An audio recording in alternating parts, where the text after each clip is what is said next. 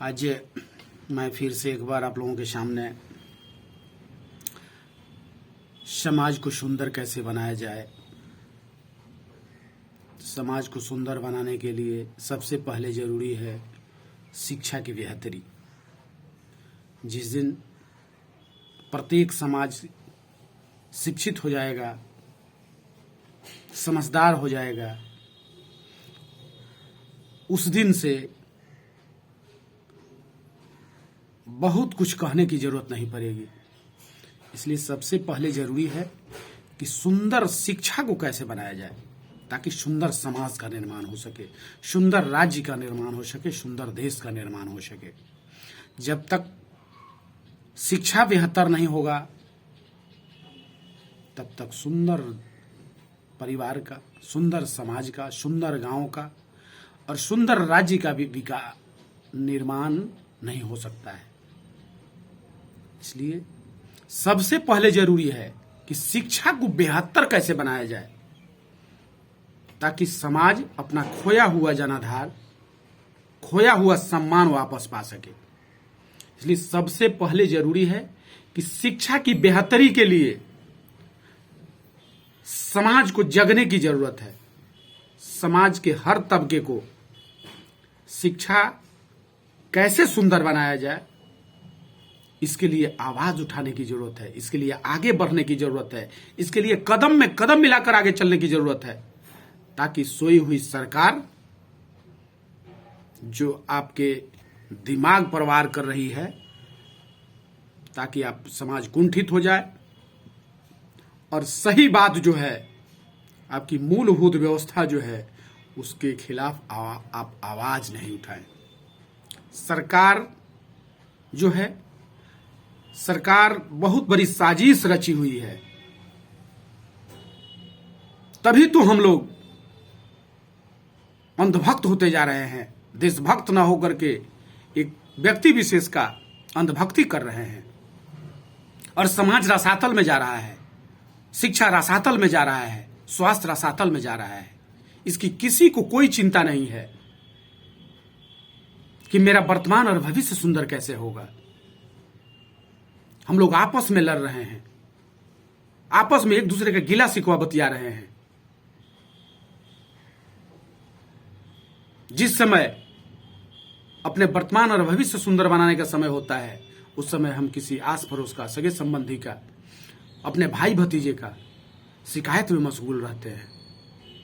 क्या ऐसे सुंदर समाज का निर्माण हो सकता है? क्या शिक्षा का सुधार हो सकता है? क्या कभी नहीं, कभी नहीं। सुंदर शिक्षा का निर्माण हो ही नहीं सकता है जब तक आपस में आप लड़ते रहिएगा। इस सरकार की नीति है कि आप लोग आपस में लड़ते रहिए, क्षणिक और निजी स्वार्थ में लगे रहिए, ताकि जो सही बात है, जो सही काम है, उसके खिलाफ आप आवाज न उठाएं। और सरकार मनमानी ढंग से, आपके जनप्रतिनिधि मनमानी ढंग से जो मन करे वो करता रहे, यही सरकार चाहती है, यही सरकार के आला अधिकारी चाहते हैं और यही हम और आप और पूरा समाज, पूरा देश, पूरा राज्य यही चाहता है। हम आप भूल गए हैं कि हमारे पूर्वज बहुत कम पढ़े लिखे थे, उसके बाद भी शिक्षा के प्रति काफी चिंतित रहते थे, अपने विद्यालय के प्रति काफी चिंतित रहते थे।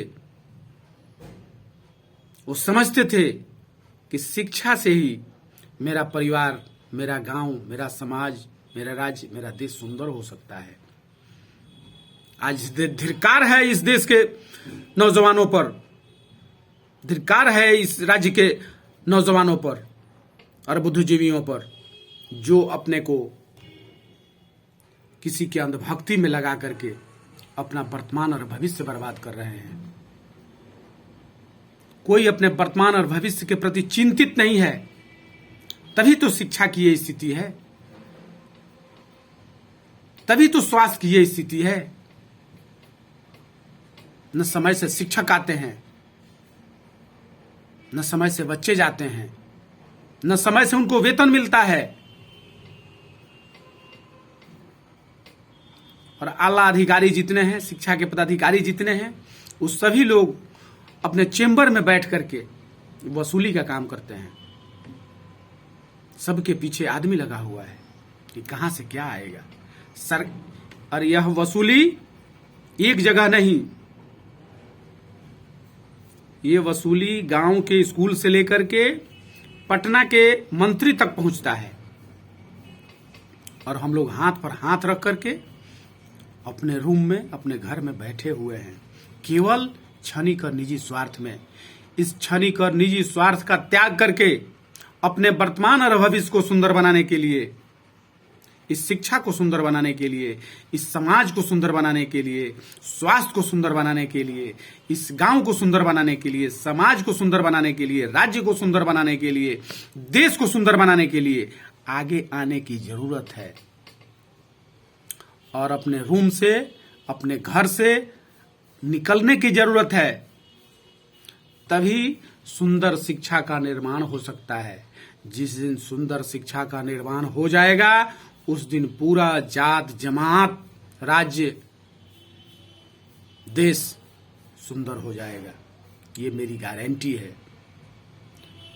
आप लोग याद कीजिए अपने पूर्वजों की बात।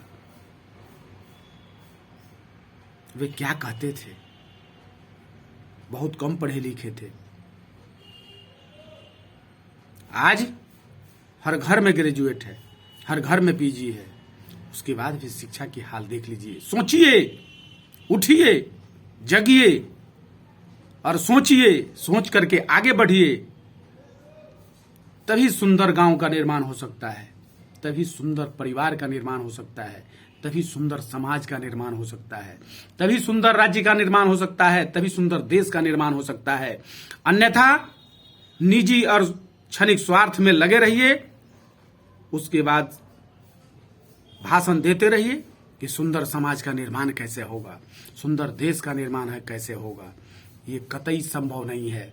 जब तक हम, आप और पूरा समाज क्षणिक और निजी स्वार्थ का त्याग करके आगे नहीं बढ़ेगा और इस गलत के खिलाफ आवाज को बुलंद नहीं करेगा, अपने हक के लिए आवाज को बुलंद नहीं करेगा, अपने अधिकार के लिए आवाज को बुलंद नहीं करेगा, तब तक ये गूंगी और बहरी सरकार आपकी सुनने वाली नहीं है। और शिक्षा के क्षेत्र में देश के प्रधानमंत्री और बिहार के मुख्यमंत्री, ये सब लोग शिक्षा के क्षेत्र में बहुत बड़ी साजिश रचे हुए हैं ताकि लोग कुंठित हो जाए, बेकार हो जाए और क्षणिक लोभ, क्षणिक स्वार्थ दे करके लोगों को बरगलाने की काम कर रही है। ये सरकार निकम्मी सरकार, इसके खिलाफ आवाज बुलंद करने की जरूरत है और आगे आने की जरूरत है, आगे बढ़ने की जरूरत है। हम आपके साथ कदम में कदम मिलाकर चलने का काम करेंगे, तभी सुंदर समाज का निर्माण हो सकता है। जिस दिन से शिक्षा में सुधार हुआ, उसी दिन से सुंदर गांव का निर्माण शुरू हो जाएगा, उसी दिन से सुंदर समाज का निर्माण हो जाएगा, उसी दिन से सुंदर बिहार का निर्माण हो जाएगा, उसी दिन से सुंदर देश का निर्माण हो जाएगा। अन्यथा कतई संभव नहीं है। जब तक आप जगेंगे नहीं, अपने अधिकार के लिए अपने खोए हुए जनाधार को वापस नहीं पा सकते हैं। स्थिति बहुत ही भयावह है, बहुत ही चिंतनीय है, बहुत ही सोचनीय है, बहुत ही निंदनीय भी है। इसके लिए सभी बुद्धिजीवियों को, सभी पढ़े लिखे लोगों को, सभी नौजवानों को आगे आने की जरूरत है। आगे आकर के आप अपने वर्तमान और भविष्य को सुंदर बना सकते हैं। मैं आपके साथ हमेशा खड़ा मिलूंगा। जय हिंद, जय भारत, जय समाज, जय युवा, जय बिहार।